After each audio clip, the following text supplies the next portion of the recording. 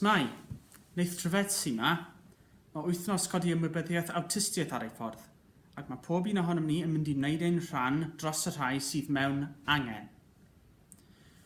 Mae yna lot o bobl sydd wedi cael eu hanfanteisio dros y flynyddoedd yn enwedig yn yr oes yma gyda'r holl doriadau ag ati. Ond, mae ychydig ohonom ni sydd â syndrom Asperger yn straffaglu i berthyn at y gymdeithas. Does dim digon o'r cyhoedd sydd yn ymwybodol am sensitifrwyddau rheini a'r effaith maent yn cael ar ei bywydau o ddydd i ddydd. O bosib, dyna un reswm pam dydy lot o bobl sydd â syndrom Asperger ddim yn ennill swyddi oherwydd maent yn straffaglu mewn clyweliadau ag ati. Ond nid ei bain nhw wedi hynny o gwbl. Defnyddiwch eich dychmygau nawr.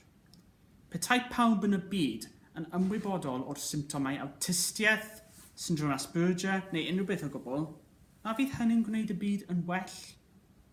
Mae arwyddion mas fyna fedrwn ni gyd edrych mas amdanynt, ac os newch chi jyst stopio lle rydych chi ac agor eich clustiau yn ehangach, gewch chi syndod o'r holl bethau fedrwch chi ddysgu. Jyst cofiwch, does neb yn berffaith, ac amrywiaeth sy'n eich cadw chi a fi a phawb i fynd. Dwi'n anffodus i gael diagnosis yn 1915, oedd yn amlwg cyn hynny bod rhywbeth o'i le. Ches i ddim fy magu yn dda o gwbl, a phob tro oeddwn i'n trial siarad gyda rhywun, oedd fy mam wastad yn dweud behafio fel pawb eraill, actio'n normal. Wel, hyd y gwela i, does dim siwr beth anormal, a thydych chi ddim yn ffitio yn y byd yma drwy esgus i fod yn rhywbeth dydych chi ddim.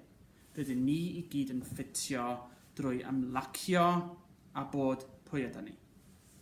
Felly, os newch chi jyst ennill ymwybyddiaeth o'r symptomau, efallai newch chi ddeall beth mae rai ohonom ni yn trial cyfathrebu. Ond, a fedrwch hwn ddim gael ei bwysleisio digon, mae'n rhaid i bawb gael amynedd.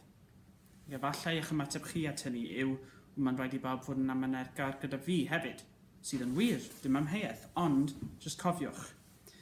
Dydy ambell i berson sydd â syndrom Asperger ddim yn medru mynegu ei hun yn yr un ffordd ag y fedrwch chi.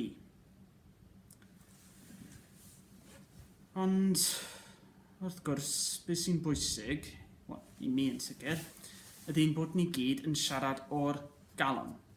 Ac ar ôl dweud hynny, hoffwn rhannu fersiwn Gymreig sgwennes i o un o fy hoff ganeuon gan Bryan Adams, Straight from the Heart.